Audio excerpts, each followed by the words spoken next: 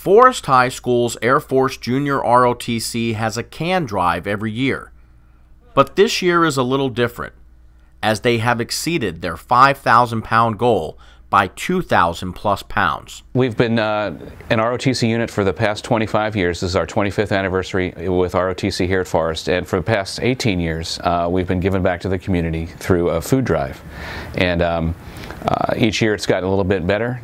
In the past couple years we've changed it slightly.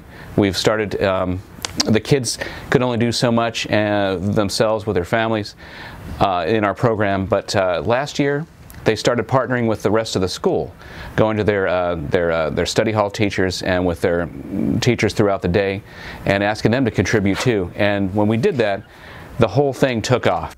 It did take off, with a total payload of 7,137 pounds of food donated this year.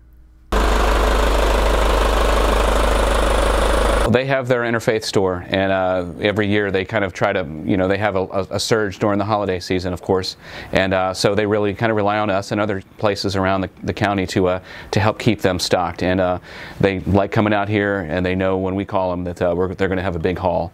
So, and they're coming out here this afternoon to box all this up, and our cadets are going to form a big bucket line, as we call in the military, and load up their truck, and it'll take a good hour or so to get all these cans in there, and we're looking forward to that, and that'll be a lot of fun.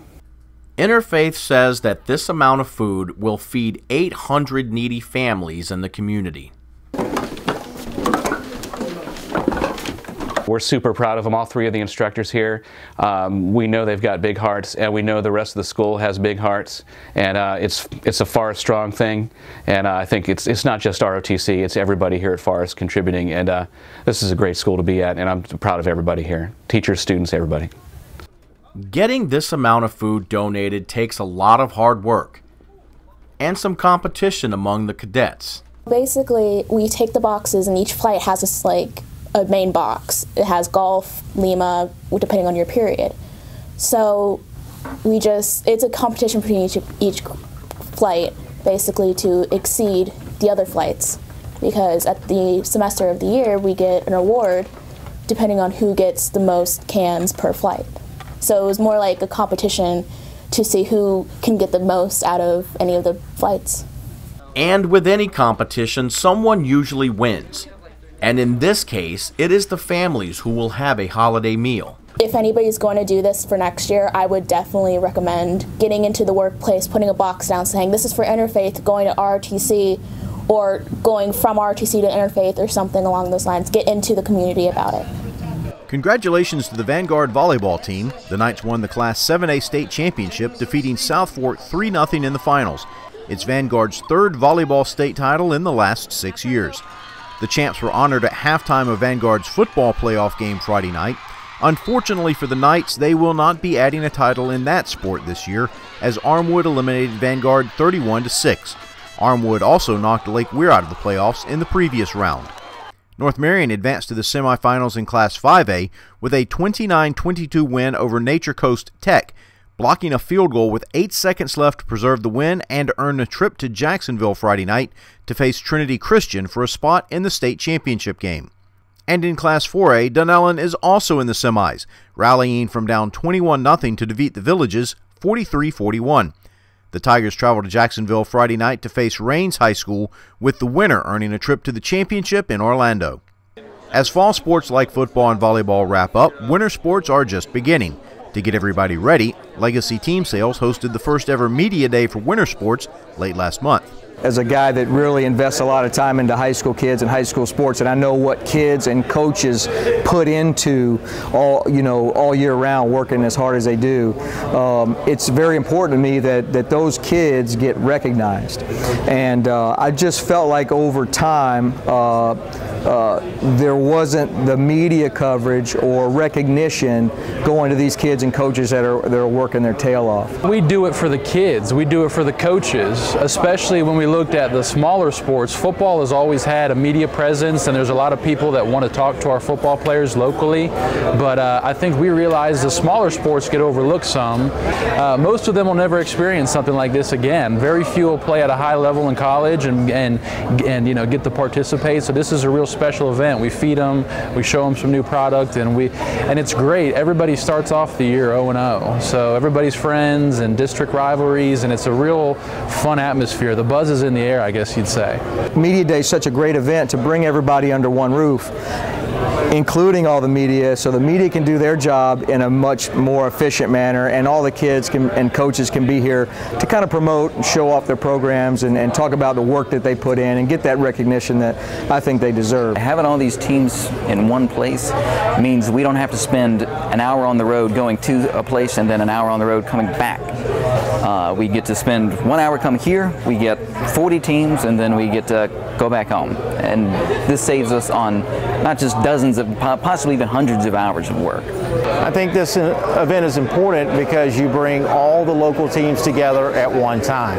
A lot of times it's hard to get everybody on the same page, so whenever you can have an event like this where every team can come in, you can get to know the players and the coaches at one time, it's super helpful. We've talked about a basketball one for a couple of years, and Legacy said, well, let's if we're going to do it, let's do it big, and let's get soccer involved, boys and girls sports, boys and girls soccer, boys and girls basketball.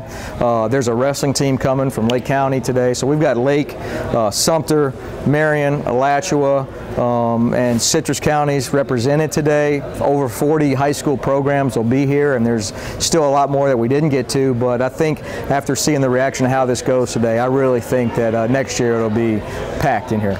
Dunellen's boys basketball team was there, along with first-year coach Melissa Mosby, the first woman to coach boys basketball in Marion County history. This is my first time as the head varsity basketball coach here at Dunellen. However, I've been with the program for over the past 7 years. I started out as the freshman coach, and then after the second year I got moved up to be the JV coach. Mosby knows there will be a few double takes when people see a woman coaching the boys. I have got that already. There's no doubt about it. I'm ready for the challenge. There'll be a lot who underestimate me, but when they see that fire on the sideline, they'll change their mindset real quickly. Those looks won't come from her guys, though.